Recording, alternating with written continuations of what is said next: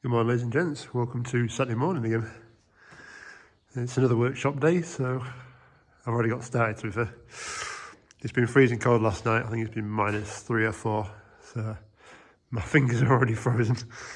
But today's job, I've taken the panels back off and I've set them into here. So this is where the hydraulic pipe comes into the tank for the hydraulic tank, which is located basically under the bash plate at front. So that's the inlet. Hang on, give me a minute, I'll get to the torch. Right, that should make it a bit easier. So the inlet, or the return pipe is there, and it goes to the casting there that drops into the tank.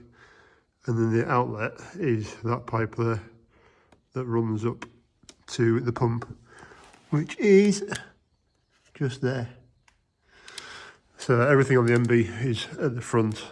I think I previously mentioned that everything Merc-wise was split tanks. So the hydraulics came from a separate tank to the transmission and the gearbox oil. Kind of helped with any failures. If one system went down, it didn't wipe everything out, like a lot of the other tractors. So yeah, just taking this out because I can't remember if there is a filter in it or not. So I'm probably just going to take the whole lump out, clean it up anyway and put it back on. There is another pipe that came off here, which I've actually got in the barrel, just draining off a little bit that came out of it. But I think that's a free flow return from the front as well, like a secondary implement. As far as I know, standard wise, you only got a free flow return from the back, not the front. And that's also your filling point as well, which I've done before and it takes forever. So because I've dropped the oil out already out of this tank, to change it out from engine oil to hydraulic oil, if I pull this out, check if there's a filter in it. If there's a filter, it can get cleaned. If not, I can fill the tank up about 10 times quicker. So yeah, I'll crack on with that. What I did forget to mention was I took that pipe off there because it had got all crusty and looked like it were going to split. So I've actually got another pipe, but I'll show you the original one. So this is the original one, and you can see the cracks are starting to form all over it, which is not ideal.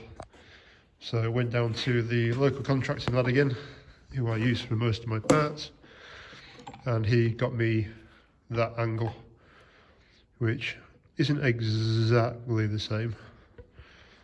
This is, the new one's 45 degrees, and the old one's a bit less. Can see that, but that could be a 45 that's eked its way out. But anyway, that does work. So if anybody needs it, that's the part. So I pretty much chopped off that much off the end of it, and then I did a couple of extra little ones because I wanted to make sure I'd got it the right length. So nibble it away. I prefer doing it that way than taking a big chunk off and being short. So I don't think this was big money. I think this bend was 20 quid and the Merc one was about 40 quid. So yeah, a bit cheaper, but it'll still do the same job. You say there's no pressure through this pipe. All it's got to do is take it from the return pipe there and put it back in the tank. So that just fits very nicely in there. Right, we'll get stripping this out. We'll see what happens. Right, so I'm in, and a bit of a surprise. So cap's off. Those little bolts are a bit of a pain in the bum. There's a couple that are underneath, like that one, underneath the actual inlet, which is a pain. So between socket and ratchet spanner and the ordinary spanner as well, they came out. But anyway, and yeah, a bit of a surprise that the contracting lad was right, and there is actually a filter in there. So it doesn't look the worst, but it obviously doesn't look the best either. So yeah, I guess I'll be ordering one of them as well. Bit of a pain because I kind of wanted to start this old girl today. But oh, in fact, there's another filter in there as well. Oh, hang on, let me just put this down. There's actually a secondary filter down there.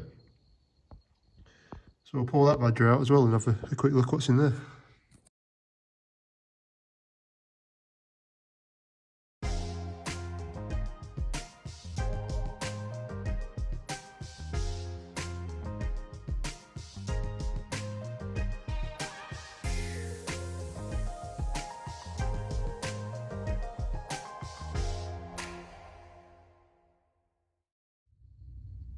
well, getting somewhere. So I've been and cleaned the cap up. I hadn't realised it's actually a man filter cap type. Somewhat interesting. Also cleaned up that, which is the internal like filter holder. So just give that a spray around. The rub around the outside side of it didn't look great, but it might have to do, otherwise I might have to get some liquid seal.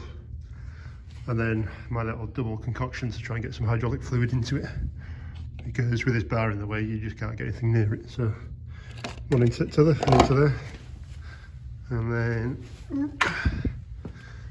there is a spyglass here. I don't think you'll see it. Get the camera. So there's actually a spyglass there, but it's not actually showing at the moment. So I do need some more oil, but the idea was today was to fire the old girl up and make sure everything worked. But because I don't have that filter, there's no point me putting everything back together and putting 10 bolts into it and then having to take it apart again. So and it's 10 times quicker, as I said before, putting the hydraulic oil in through this way than it was trying to put it through the top of this. So you take that plug out the top, but there's actually a spring inside down the middle. You can see it better there. Hang on. So see it spring in the middle. It slows the oil flow down a lot. So we have used 32 hydraulic oil in this, because the Sanderson I'm going to change the hydraulic oil as well. The Sanderson takes 32. This doesn't really matter what it takes. The 32 is just thinner than it. I think it was a 46 was the other one.